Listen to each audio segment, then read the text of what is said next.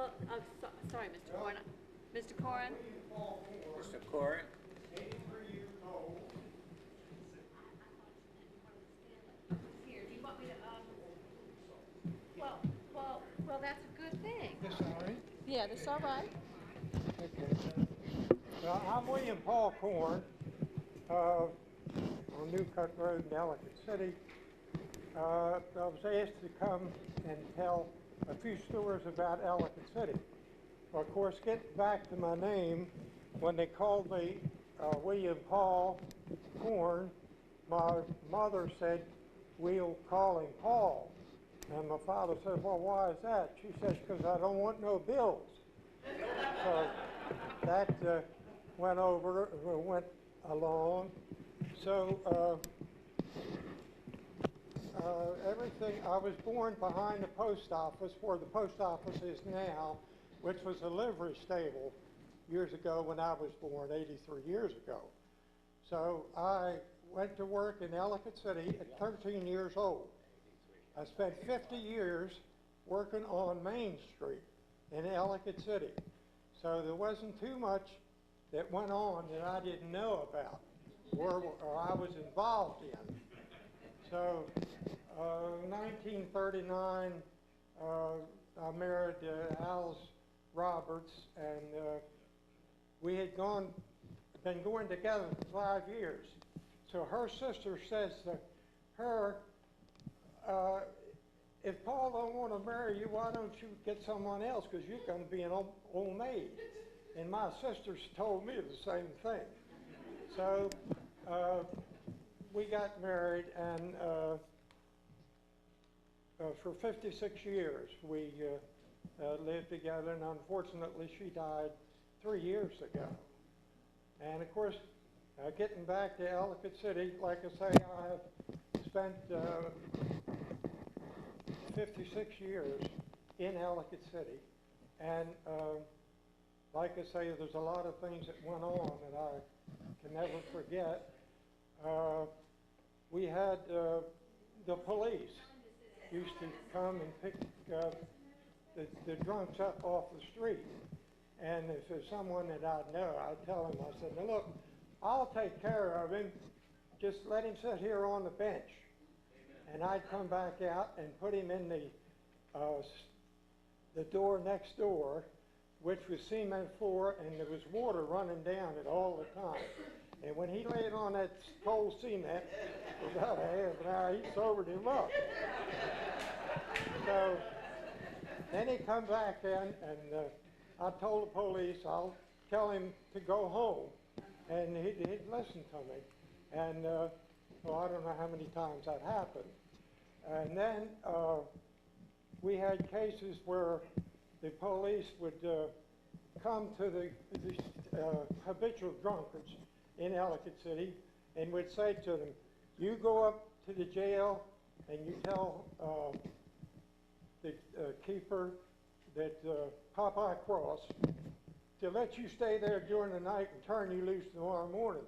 And he would go on up. He said, well, Chief Woosh sent me up. Julius Woosh was the only police we had in Ellicott, in Carroll County. And they would go up to the jail and spend the night, and he'd turn them loose the next day. So, like I say, so many things have happened on Main Street. And the same way, when anyone would get in trouble with a car or whatever, they would come to me and I'd go out and we'd jump start it with the truck and get them going, and if they lock themselves in and everything, they'd always come to the store to find out, you know, what we could do for them. And if they had flat tires, we'd fix the flat tires and everything. And once in a while, we'd get someone out of state would come and something would happen to them. And then they would write back to the Ellicott City Times and was saying what happened and so on.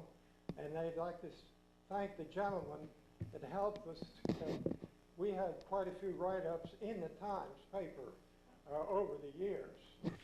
And getting back to the subject of whiskey, my father to the Albertan mill, and he lost one lung. So the doctor told him, he said, look, the only thing you can do is work outside and drink some whiskey. So Pop said, well, that was all right. So he ended up being a bootlegger. And he would take care of the bar in the Farrington House there on Church Road in Ellicott City, and he would sell whiskey right from the location, and Chief Bush was his best customer. So, everything that happened. Paul, excuse me, your friends in the back want me to tell you there's a chair right there, and if there's something I can do to make you more comfortable, I'd be Yeah. glad to do it. Yeah, Is this okay. good right here? Yeah. Good, okay, great. So everything turned out, and like I say, Ellicott City was always good to me, and I'm always happy to have lived there. And like I say, there's so many stories that that you could tell, but I guess that's probably enough to hold me. Can you tell a story? Can you tell a story about butchering, or your taxidermy, or butchering? Oh yeah, in my lifetime, I was a taxidermist when I was about 20 years old, and when the people I worked for, Sites, when they turned the business over to me, I had to stop. But I had been doing taxidermy work for close to 20 years. So then after that, I started skinning and processing deer, and I still do it. And like I say, at 83, a couple of weeks ago, or last week, I killed 15 chickens for a person. And a guy stopped me the other day and said to me, he says, hey, I got a goat, would you take care of it? I said, sure, bring it down, I'll butcher him up for you. So like I say, from one day to the next, you never know what's going on. And like I say, I did the 15 chickens and I made $15. So like I say, I guess as long as I live, I'll pick up a few bucks here and there. But like I say, life has really been interesting. And I still expect it to be the same.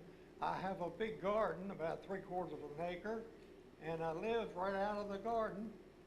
And anybody comes to see me, I always give them stuff out of the garden, and it makes it worth their while to come see me.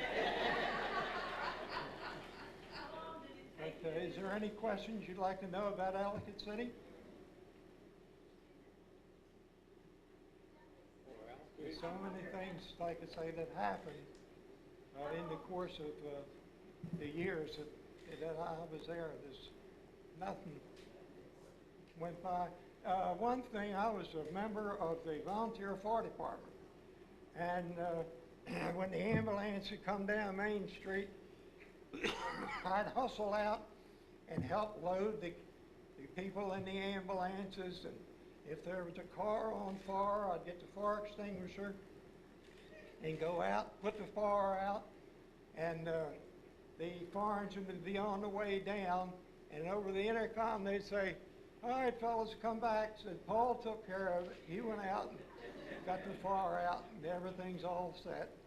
So like I say, it really was interesting just to live in Ellicott City and witness and do the things that I've done. And like I say, like I told one lady was interviewed me one time, that if I had my life to live over, I'd live over a grocery store so I'd have plenty of stuff to eat. But I have a lady I loaned out a couple of tapes that this lady from the Evening Sun took of me, and I have a book of 130 pages of interviews, and unfortunately I haven't got them back. She still got them, and I would have liked to have had them. I could have loaned it out, and you could really see how life was in Ellicott City, like, say, 50 years ago. Paul, we got a request for a trolley story. Beg your Do pardon? you have a trolley story you can tell? Oh, yeah. The, the streetcars, they come through Ellicott City. People would park with the back end sticking out in the car. Streetcar couldn't get by. So here we come, the motorman would come in the store and he said, Paul, we need help. So I said, all right, we'd take all the help that I had and whoever was on the street, and we would go out and all get a hold of the bumper of the car and up 3 times and over at once. And eventually we would set the car on the street and then the motorman would go on. But it was life in the big city, so to speak. Thank you so much. Like I say, if I had my life to live over, it would be the same. And like I say, if you ever want to come around, I live on New Cut Road, 4398, and I can tell you some more stories. Thank you very much. Thank you, Paul. Now, I think